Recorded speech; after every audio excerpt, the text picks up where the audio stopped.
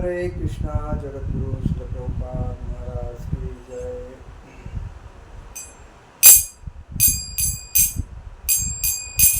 जय राधा माधव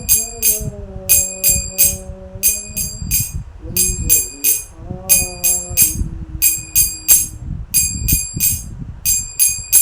जय राधा माधव कुंज विहारी।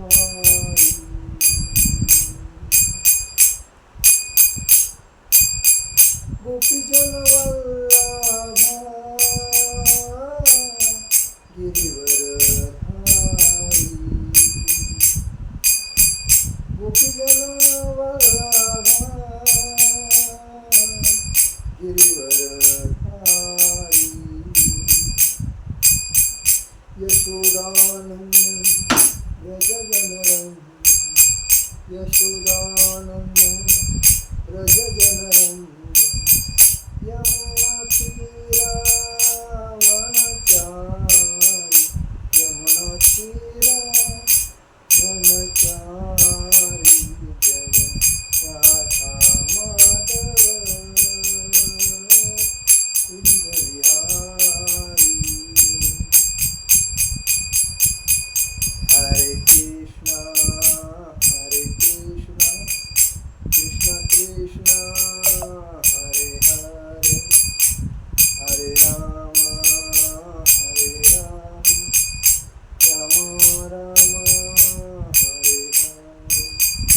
हरे कृष्णा कृष्ण कृष्ण हरे हरे, हरे राम राम राम हरे हरे। हरे कृष्णा कृष्ण कृष्ण हरे हरे, हरे राम राम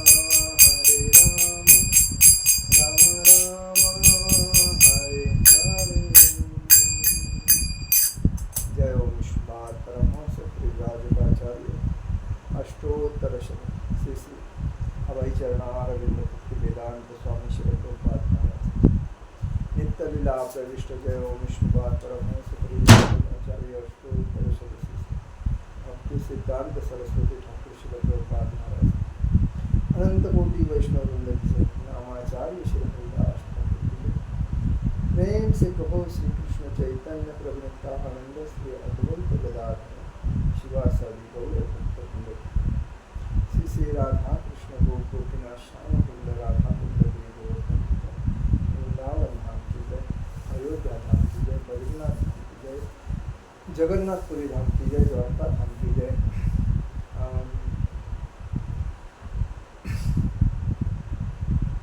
गंगा माई की जय, यमुना माई की जय, तुलसी महारानी की जय, भक्ति देवी की जय, हरिनाम संकीर्तन की जय, समवेद भक्तवृंद की जय, समवेद भक्तवृंद की जय, समवेद भक्तवृंद की जय। श्री श्री गुरु गौरांग की जय, निताय गुरु प्रेमानंदे हरि हरि बोल।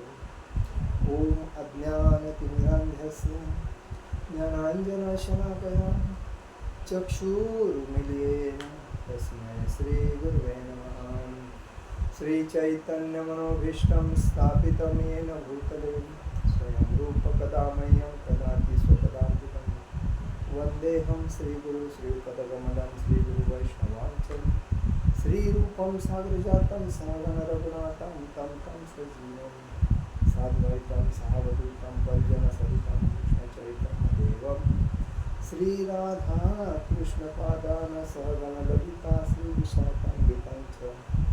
हे कृष्ण करुणा सिंधु दीनबंधु जगत्पते गोपेश गोपिका कांत राधा कांत रमणसुते तप्त कांचन गौरांगी राधे वृंदावनेश्वरी विशुभानुसुते देवी प्रणमामि हरिप्रिये।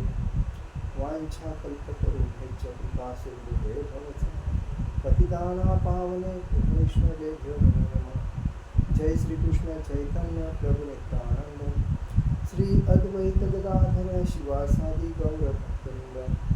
हरे कृष्ण कृष्ण कृष्ण हरे हरे, हरे राम राम हरे हरे। ओम ओम नमो भगवते वासुदेवाय।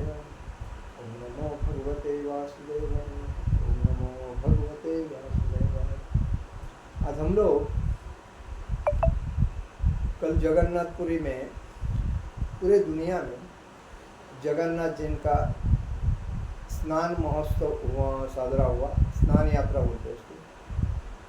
तो उस स्नान यात्रा के ऊपर आज हम लोग चर्चा करेंगे। जगन्नाथ जी का जो मंदिर है वो 1200 ईस्वी सन में बना है और वहाँ जगन्नाथ जी जो थे वो नीलांबर पर्वत में स्थायिक थे। तो स्नान पूर्णिमा को ही स्नान यात्रा कहते हैं। पूर्णिमा का दिन ही भगवान जगन्नाथ जी को स्नान किया जाता है। जगन्नाथ भगवान विष्णु के अवतार तो है ही, सबको मालूम है। भगवान श्री कृष्ण का द्वापर युग में जब भगवान श्री कृष्ण जी ने शरीर त्याग किया था, उस टाइम उनका जो शरीर अग्नि दिया था शरीर को, तभी उनका जो हृदय था वो जला नहीं था। वो हृदय वैसे के वैसे ही तड़प रहा था।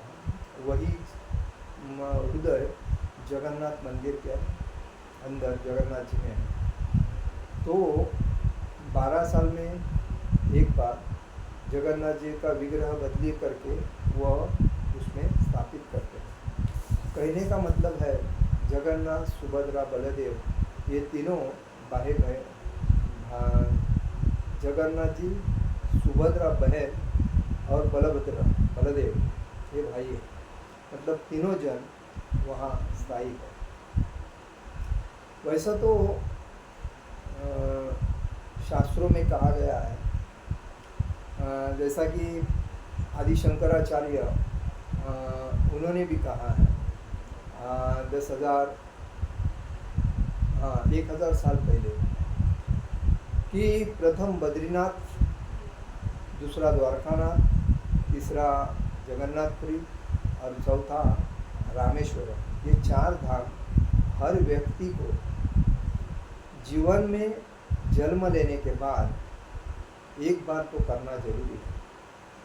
ये शास्त्र भी कहता है और आदि गुरु शंकराचार्य इन्होंने भी अपने शास्त्र में लिखा है। जगन्नाथ जी का जो रथ है वो अक्षय तृतीया में शुरू होता है बनाने का। वो लकड़ी से ही बनता है, कोई रेडीमेड तो बनाया रखता नहीं है। हर साल में अलग अलग नए लकड़ी से ही बनता है। तो ये बात है। दूसरी बात, जगन्नाथ जी को गुंडीचा मार्जन ये उनकी मौसी है, जो उनके जो भक्त थे अनंतवर्मन, उनकी वो पत्नी थी। तो वो एकनिष्ठ शुद्ध भक्त थे उनके, वो राजा थे उस टाइम उधर के। तो उन्होंने वो जो राजा थे इंद्रदयुम्न, ये राजा थे, उनकी पत्नी थी गुंडीचा। तो वो अपने भक्त को मिलने के लिए रथ यात्रा में जाते हैं। वो स्नान के 15 दिन के बाद उनकी रथ यात्रा शुरू होती है। जगन्नाथ जी को जो अभिषेक करते हैं तो 108 जो घड़े बोलते हैं उसको, मटके को, उस मटके से उनको 108 मटके का अभिषेक होता है। और वो अभिषेक में वो इतने ठंडे हो जाते हैं कि 15 दिन तक वो बाहर किसी को दर्शन नहीं देते। 15 दिन तक अपना बिस्तर पे आराम करते हैं। उसमें गरम काढ़ा, दवा पानी जो भी है, क्योंकि जब हमें सर्दी हो जाती है तो हम क्या करते हैं, हम तो वही करते हैं कि नाक से पानी आ रहा है, सर्दी हो रही है, डॉक्टर से दवा ले रहे हैं, काढ़ा खा रहे हैं, बराबर है। यही बात अभी 15 दिन है, इसीलिए वो दर्शन नहीं देंगे, वो बीमार है, बराबर। पानी ज़्यादा, बच्चे भी ज़्यादा नहाते हैं ठंड पानी में तो दूसरे दिन सर्दी खांसी हो जाती है। तो अभी जगन्नाथ जी का वही है स्नान। तो 108 घड़े से पानी वे नहाते हैं, स्नान करवाया जाता है। ठंडे पानी से स्नान करने से भगवान बीमार पड़ते हैं और 15 दिन भक्तों को दर्शन नहीं देते। यह अवधि, इसको क्या बोलते हैं, अनसर बोलते हैं। क्या बोलते हैं, अनसर, आराम करना। 15 दिन के बाद वापस आकर भक्तों को जगन्नाथ जी दर्शन देते हैं। यह दर्शन नवयौवन दर्शन, नेत्रोत्सव होता है। ये दर्शन को क्या, जब वो दर्शन देते हैं और रथ यात्रा में आरूढ़ होते हैं तो उसको क्या बोलते हैं, नवयौवन नेत्रोत्सव होते हैं। और दूसरे दिन उनकी भव्य रथ यात्रा शुरू हो जाती है। तो जब वो अभी क्या है, अभी वो स्नान है, तो उसी टाइम वो जब उठते हैं 15 दिन के बाद, तभी उनके आँखों में काजल लगाते हैं, चंदन लगाते हैं, सर पे सिंदूर का तिलक लगाते हैं और भगवान जगन्नाथ दर्शन देने के लिए तैयार हो जाते हैं। तो भगवान जगन्नाथ कोई मामूली चीज़ नहीं, जगह के नाथ जगन्नाथ, पूरी दुनिया के नाथ है, उन्हें इसलिए जगन्नाथ कहते हैं। उन हर प्राणी के आँख में कवर होता है, आँख बंद करके ओपन करने का, लेकिन जगन्नाथ जी के आँख को कवर नहीं होता। मल्पी है कोई नहीं, खुले आँख से देखते हैं, सब दुनिया का जो भी सब दिखते हैं। और भगवान धीमी गति से चलते हैं। उस टाइम रथ यात्रा में भगवान धीमी गति से चलते हैं। तो यह मंदिर 4 लाख वर्ग फुट में बनाया है। इसकी ऊंचाई 214 फुट है। इस मंदिर की परछाई, मतलब उसकी वैशिष्ट है ये, इस मंदिर की परछाई किसी ने नहीं देखी। सूर्य की किरणें मंदिर से टकराकर मंदिर पर ही परछाई बनती है, जमीन पर नहीं बनती। वह देखिए, हर व्यक्ति धूप में चलता है तभी उसकी परछाई पड़ती है, बाजू में पड़ती है, आजू बाजू, लेकिन इस मंदिर की परछाई उसी मंदिर के अंदर पड़ेगी, आजू बाजू में नहीं पड़ेगी। दूसरी बात, मंदिर के शिखर पर लगा हुआ झंडा हमेशा बदली किया जाता है और हमेशा नहीं बदली करने से उसको 18 साल तक मंदिर बंद पड़ेगा। अगर एक दिन भी मंदिर का झंडा बदली नहीं किया तो मंदिर 18 साल बंद हो जाएगा। इसलिए हर दिन उसका जो झंडा हमेशा बदला रहता है।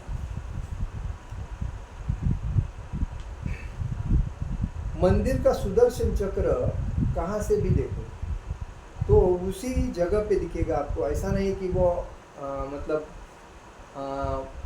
मैं इधर से देख रहा हूँ तो मुझे अलग दिख रहा, अलग दिशा में दिख रहा है, उधर से देख रहा हूँ उधर। आप जहाँ से भी देखो एक ही दिशा में देखो। मंदिर का सुदर्शन चक्र पुरी से किसी भी कोने से देखने से हमेशा आपकी तरफ ही देखेगा। यहाँ पुजारी जो प्रसाद बनाते हैं वो मटके में बनाते हैं और लकड़ी की आग रहती है, तो वो जो प्रसाद रहता है वो एक के ऊपर एक 7 मटकी रखती है। 7 बर्तन रखने पर नीचे जो आग लगती है, आग में पकाते हुए सबसे पहले ऊपर का जो मटका है उसमें से अनाज पकता है, उसके बाद उसके नीचे का बनता है, उसके बाद उसके नीचे, उसके बाद, और लास्ट में जो इस पे आग पे जो पहला नंबर है उसका आखिरी बनता है। मतलब ये कितना वैसा तो हम लोग खाना पकाते हैं चूल्हे पे या भट्टी पे, तो पहला ही बनता है जो बर्तन में बनाया हुआ जो अन्न है पहला बनता है, पकता है। लेकिन ये वैशिष्ट बहुत महत्वपूर्ण है क्योंकि ऐसा कभी होता नहीं, लेकिन वहाँ होता है। और और दूसरी बात, यह मंदिर 12वीं शताब्दी के पहले राजवंश गंगा के संस्थापक अनंतवर्धन चोड़ गंगादेव के शासनकाल में उसी टाइम बना था। उसके बाद में 3 बार मंदिर टूटा मुगलों के राज में, ऐसे मतलब उसके बाद यह मंदिर इंद्रदयुम्न ये राजा ने बनवाया। तो इंद्रयुम्न जो राजा था उसके पिता भारत माता, उसके पिताजी का नाम भारत था और माता का नाम सुमति था। राजा इंद्रदयुम्न के सपने में आकर जगन्नाथ जी ने उनको कहा कि जगन्नाथ जी ने उनको दर्शन भी दे दिया, सपने में दिया और कहा नीलांचल पर्वत में गुम्फा में मेरी एक मूर्ति है, उसे नील माधव कहते हैं, और तुम एक बड़ा मंदिर बनाकर मुझे उस मूर्ति को उस मंदिर में स्थापित करो। ये जगन्नाथ जी उस इंद्रदुम्न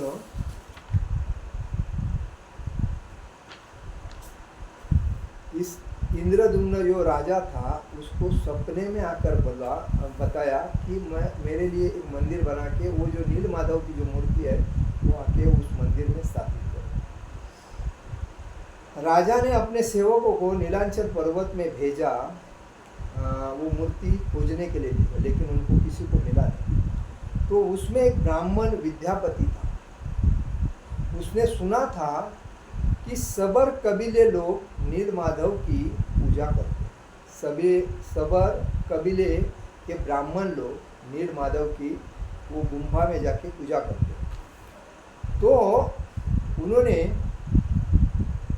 अपने देवता जगन्नाथ की मूर्ति को नीलांचल पर्वत की गुम्फा में छुपा को रखा है। इसने सबर कबीले लोगों ने नीलांचल पर्वत के अंदर गुम्फा में जगन्नाथ जी की मूर्ति छुपा के रखी है। ये जब मालूम पड़ा विद्यापति को, तभी उसने क्या किया, उन्होंने अपने उसका जो उपासक था जो गुम्फा में पूजा करता था, कौन, सबर कबीले, उसकी पुत्री से विद्यापति ने शादी किया। चतुर विद्यापति ने मुखिया जो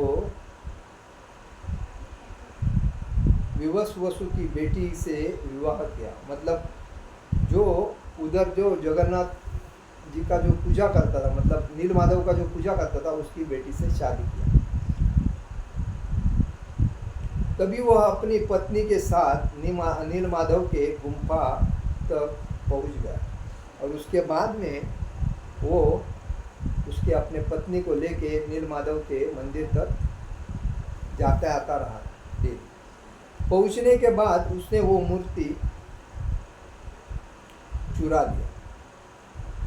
गुम्फा तक पहुंचने के बाद उसका सिद्धांत क्या था, तो मुझे मूर्ति लाना है, क्योंकि राजा ने उसको आदेश दिया था कि वो कैसा भी करके मूर्ति लेके आने का। तो विद्यापति ने उस मुखिया विवस्वु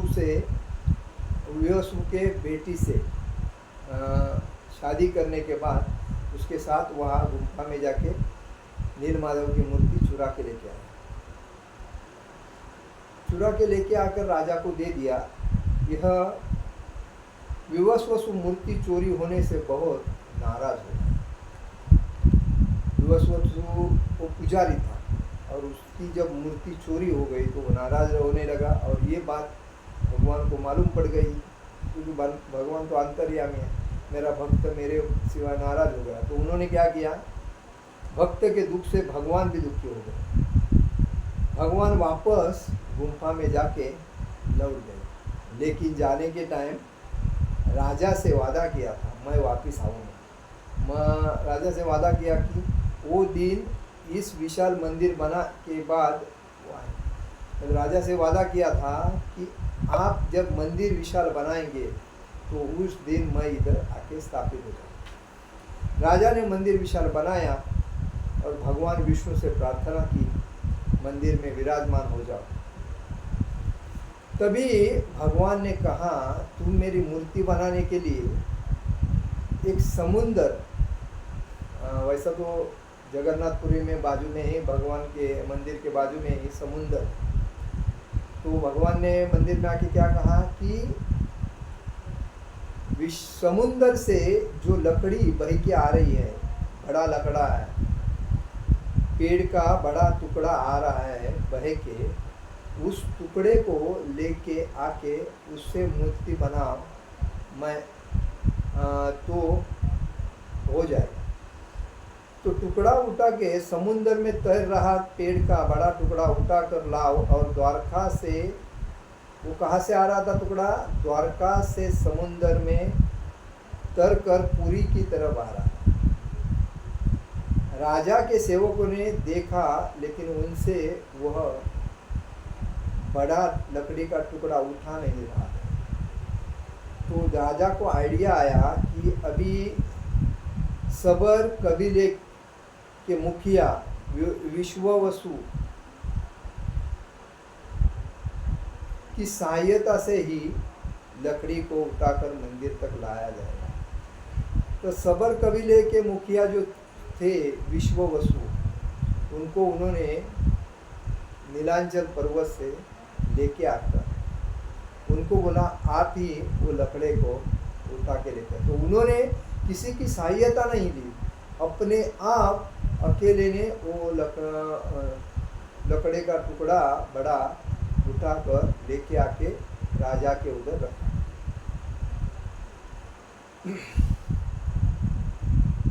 अभी मूर्ति बनाना, अभी वो लकड़ा का जो टुकड़ा आया उसका मूर्ति बनाना है। तो राजा ने अपने कारागिरी से कहा कि अभी उस मूर्ति को बनाने को तो आप शुरुआत करो। राजा के कारागिर मूर्ति बनाने शुरू कर दिए, लेकिन मूर्ति में कोई छीनी नहीं लगती थी, कोई हथौड़ा नहीं, कुछ नहीं, छीनी निकल जाती थी। तो मूर्ति बनेगी कैसे? वो तो तंग आ गए और राजा से बोले कि हमसे नहीं हो रहा। तभी 3 लोग कुशल कारागिर भगवान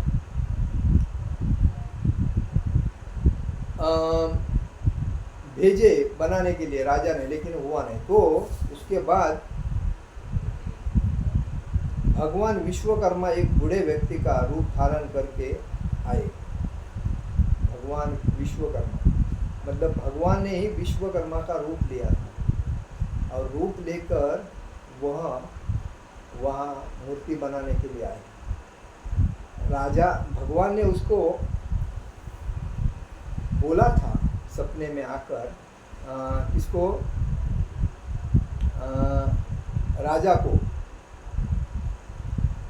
इंद्रदुम्न राजा को, कि ये मेरा मूर्ति विश्वकर्मा ही बना। तो विश्वकर्मा एक बूढ़े व्यक्ति का रूप धारण कर आया, और उन्होंने राजा को कहा, मूर्ति मैं बनाता, मूर्ति मैं बनाता हूँ बोलने के बाद राजा प्रसन्न हो गया, और राजा ने कहा ठीक है आप बनाइए। तो विश्वकर्मा ने राजा से एक शर्त रखी। उसने शर्त क्या रखी? 21 दिन में मूर्ति बनाएगा, 21 दिन में ये भगवान का मूर्ति बना के तैयार हो जाएगा, लेकिन वो मूर्ति बनाने का काम मैं अकेला करूँगा, और मूर्ति बनाने के वक्त मुझे कोई भी डिस्टर्ब नहीं करेगा। तो अकेले में बनाएंगे, कोई भी उनको मूर्ति बनाते वक्त देख नहीं सकता।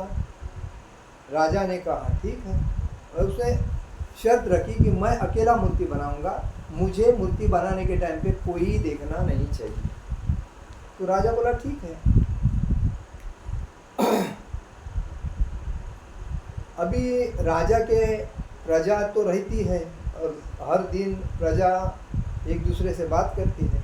तो लोगों को आरी छीने हथौड़ी की आवाज़ आती थी डेली, जब उसका काम चलता था अंदर से।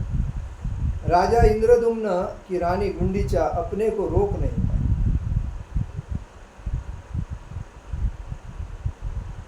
बहुत दिन से उसको लगा कि आवाज़ नहीं आ रही है, तो उसको लगा ये बूढ़ा व्यक्ति है, अकेला है, इसका कुछ अच्छा तो बुरा तो हुआ नहीं, और उसको रहा नहीं गया। औरत लोगों की आदत है, मुंह में कोई बात रुकती नहीं है, क्योंकि युधिष्ठिर ने उनको श्राप दिया है। जब कर्ण 5 पांडवों का 6वां भाई था, सूर्यपुत्र कर्ण, तो अर्जुन के ऊपर बहुत ईर्ष्या करता था, और अर्जुन भी उसके ऊपर बहुत भड़कता था, क्योंकि वो बोलता था मेरे जैसा कोई योद्धा नहीं है। कौन? कर्ण बोलता था। अर्जुन बोलता था मेरे जैसा कोई नहीं। लेकिन एक दूसरे के ऊपर बहुत तरस खाते थे। लेकिन भगवान के आशीर्वाद से, भगवान के सहकार्य से, भगवान के संरक्षण से अर्जुन उसको हमेशा हराता था। लेकिन जिस भगवान श्री कृष्ण ने कर्ण को बहुत बार बताया था कि कर्ण, दुर्योधन का सहकार्य मत करना, दुर्योधन सही नहीं है, तुम हमारे साथ आ जाओ, तुम्हारा भवितव्य अच्छा होगा। लेकिन कर्ण बोला नहीं, वो मेरा मित्र है दुर्योधन, उसने मेरे को पद प्रतिष्ठा दिया है, सम्मान दिया है, मेरा आदर करता है, तो मैं उसके लिए उसका संरक्षण करूँ। तो बोला ठीक है। और उसी टाइम कर्ण का जब चक्का जमीन में घुस गया और भगवान ने अर्जुन को बोला मार बाण। अर्जुन बोला उसका तो पहिया तू छोड़, मार बांध, यही टाइम है। और उसी टाइम उसने मारा। उसके बाद वो मरने के बाद जब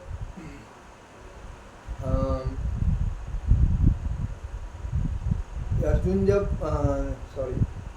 कर्ण जब शरीर छोड़ा, तभी वहाँ ये आई, कुंती आई।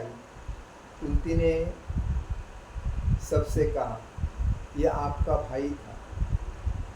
तो उनको 5 पांडवों को बहुत दुख हुआ, आपने इतने दिन पहले हमें कुछ नहीं बताया और अभी आप बता रही है ये आपका भाई है, कैसी आप? तो युधिष्ठिर ने उसको उसी टाइम श्राप दिया, औरत लोगों के मुंह में कोई बात इसके आगे रुकेगी नहीं, वो तुरंत ओपन करेंगे। और इसीलिए आजकल जो भी औरतें हैं उनके मुंह में आप बोलो ये बात किसी को मत बोलना, तुरंत दूसरे दिन बोलेगी, जब तक उसका बोल के नहीं होता है उसको चैन नहीं करेगी। ये औरत की आदत है, तो वो श्राप है उसको। तो कहने का मतलब है राजा इंद्रदुम्न की पत्नी गुंडेचा, उसको रहा नहीं गया, ये बूढ़ा व्यक्ति है, मर गया होएगा। तो उसने अपने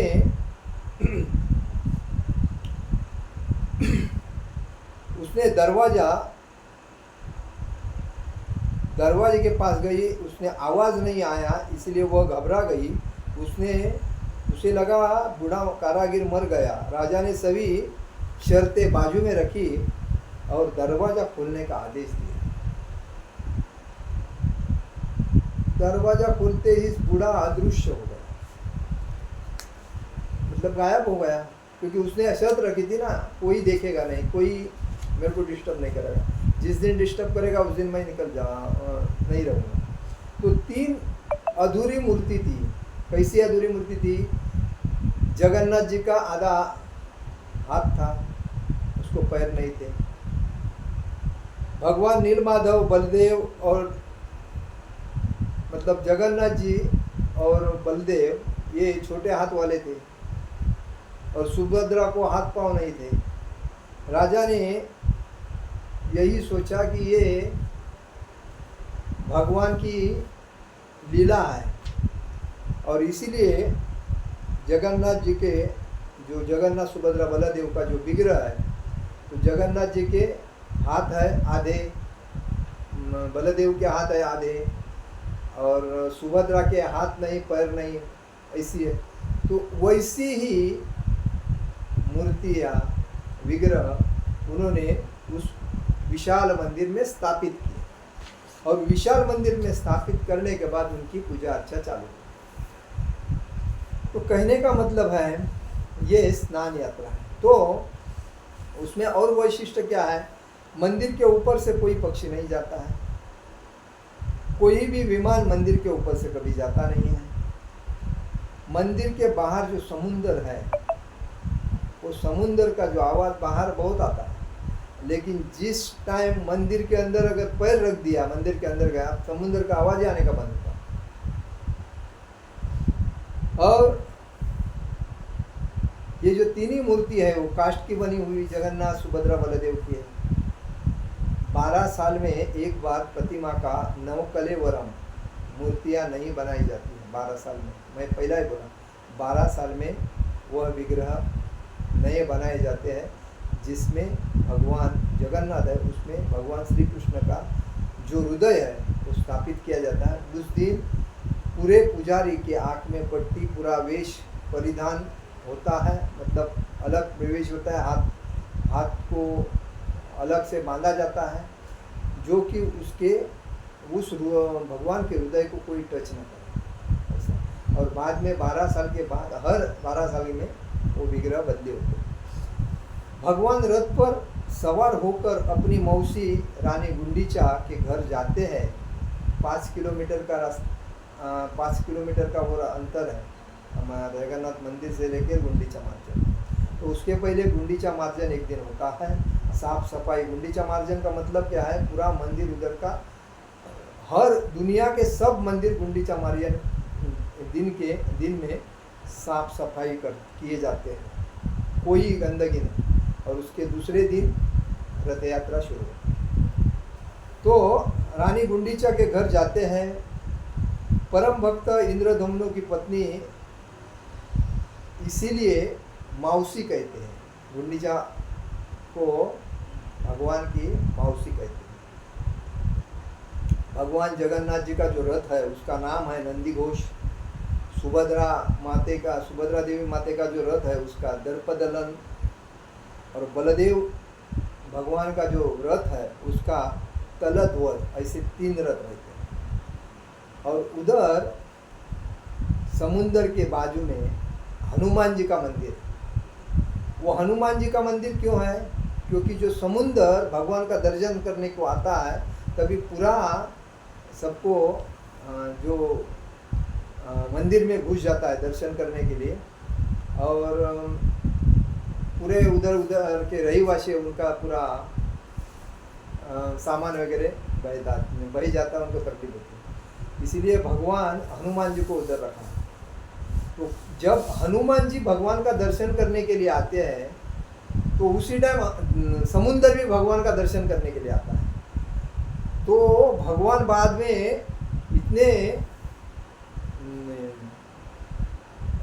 ये हो जाते हैं, परेशान हो जाते हैं, अरे हनुमान जी को मैंने समुंदर को रोकने के लिए उधर रखा, लेकिन ये दर्शन करने के लिए, इसलिए हनुमान जी को साकड़ी में बांध के रखा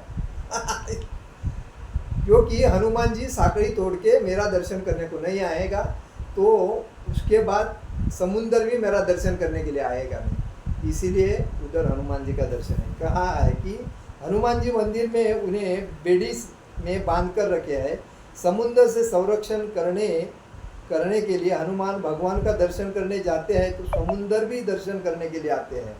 इसीलिए संरक्षण करने के लिए हनुमान जी को वहाँ बांध के रखा है। इधर समुंदर के बाजू में हनुमान मंदिर है। और 5 पांडवों ने भी 5,500 साल पहले जगन्नाथ जी का मंदिर दर्शन किया था वहाँ जाकर, तो उनका भी वहाँ एक स्थान है 5 पांडवों का, जो उधर रुके थे, तो वही स्थान का भी लोग दर्शन करते हैं। तो यही स्थान यात्रा कहते हैं भगवान की, जो गुंडीचा मार्जन, और उसी में रथ यात्रा शुरू होती है 15 दिन में। आज के बाद 15 दिन में भगवान की रथ यात्रा शुरू हो जाएगी। उसमें दुनिया से लोग आते हैं, और दुनिया से लोग आकर भगवान को सुंदर सजाकर उसमें नाचते हैं, गाते हैं, आनंद। और दूसरी बात, जब भगवान का रथ चलता है, उसकी जो रस्सी है, वो रस्सी जो व्यक्ति हाथ से खींचता है उसका पूरा पाप नष्ट हो जाता है। जो झाड़ू मारता है उसके लाइफ में जितना प्रॉब्लम आता है वो झाड़ू से गंदगी निकल जाती है, तकलीफ, पाप, जो भी कुछ है वो निकल जाती है। इसीलिए भगवान जगन्नाथ जी का जब रथ चलता है तभी झाड़ू मारना चाहिए, तो अपने लाइफ में कोई परेशानी आएगी तो ऑटोमेटिक निकल जाएगी। और रथ को खींचना चाहिए, जो खींचने से अपने पाप, दुख, दरिद्रता नष्ट हो जाती है। यही रथ का वैशिष्ट्य है।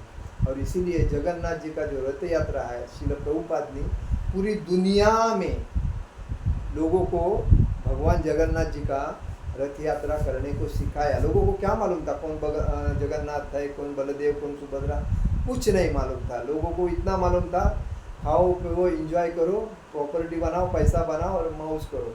लेकिन प्रभुपाद ने जब भक्ति सिखाई तो पहला उनको ये सिखाया कि जगन्नाथ, बलदेव, सुभद्रा, उनका स्थान इधर बनाओ, उसकी रथ यात्रा निकालो, उसमें हजारों करोड़ों लोग आ जाते हैं, तो एक दूसरे के आनंद में मिक्सिंग होके सबका दुख दूर हो जाता है, सब पाप से मुक्त हो जाते हैं और भक्ति में आनंद पाते हैं और उनको भागवत धाम मिलता है। और इसीलिए पूरी दुनिया में रथ यात्रा शुरू होती है। भगवान जगन्नाथ जी महामहोत्सव की जय।